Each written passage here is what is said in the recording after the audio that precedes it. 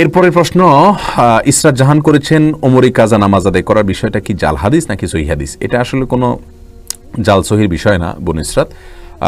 ওমরি কাজা এই নামটা হাদিসে নাই, তবে সালাত যদি কারোর ছুটে যায় সেই সালাত পড়ার জন্য বিশ্বস্ত নির্দেশ করেছেন। তিনি বলেছেন মান্নাম আন সালাতিনা ওয়া নাসিহা ফালিউসাল্লিহা ইযা যাকারাহা, যে ব্যক্তি ঘুমিয়ে গেছে অথবা ভুলে গেছে সেই জন্য স্মরণ হওয়ার পরে সালাত আদায় করে। এটা হলো ঘুমিয়ে গেলে বা ভুলে গেলে।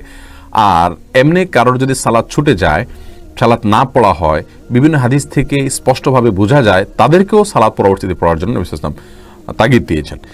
এই জন্য আমাদের অনেকগুলো সালাত যদি ছুটে যায় অবহেলার কারণে, সেগুলো আমরা পরে আর পড়া লাগবে কিনা এই বিষয়ে অনেকগুলো আমাদের ভিতরে মত পার্থক্য আছে। এরবেন স্কলাররা বলেন যে না আর পড়া লাগবে না। তারা এই অর্থে পড়া লাগবে না বলেন যে সালাত ত্যাগ করলে, ইচ্ছাকৃতভাবে জেনে শুনে অবহেলা করে ত্যাগ করলে কাফের হয়ে যায়।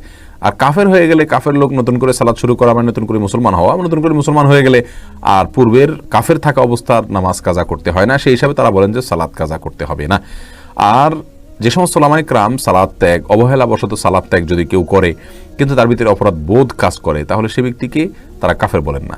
যেহেতু কাফের না, অতএব মুসলিমের সালাত ছুটে গেলে সেই সালাত পড়তে হয়, সেই হিসাবে ওমরি কাজা পড়তে হবে। আর আমার কাছে দ্বিতীয় মতটি বেশি গ্রহণযোগ্য মনে হয় বিধায় যত সালাত কাজা হয়েছে পৃথিবীর জীবনে সেগুলোকে কাউন্ট করে বা অনুমান করে সেগুলো কাজা করার চেষ্টা থাকা উচিত, এটা নিরাপদ।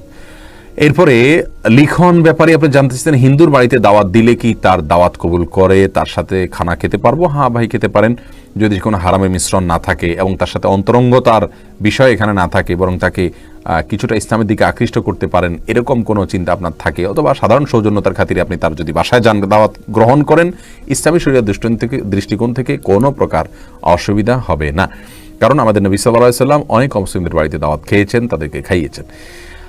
তাছাড়া আল্লাহ সুবহানাহু ওয়া তাআলা বলেছেন লা ইয়ানহাকুম আনিল লাযিনা লাম ইউকাতিলুকুম ওয়া লাম ইখরিজুকুম মিন দিয়ারিকুম আন তাবাররুহুম ওয়া তুকসিতু ইলাইহিম, যে সমস্ত অমুসলিমরা তোমাদেরকে ঘরবাড়ি থেকে বের করে দেয়নি, তোমাদেরকে হত্যা করেনি, যুদ্ধে লিপ্ত হয়নি তোমাদের সাথে, তাদের সাথে সদাচরণ করতে আল্লাহ তাআলা নিষেধ করে না। এটা সদাচরণের অন্তর্ভুক্ত, তাদের সৌজন্যতার অন্তর্ভুক্ত, তাদের সাথে তাদের দাওয়াত গ্রহণ করা। তবে হ্যাঁ, ওই যে হারাম কোনো কিছু দিচ্ছে কিনা, বিশেষ করে হিন্দুরা নিজেরা জবাই করে কোনো পশু খাওয়াচ্ছে কিনা, সেগুলো আপনাকে খেয়াল করতে হবে, সেটা জায়েজ হবে না।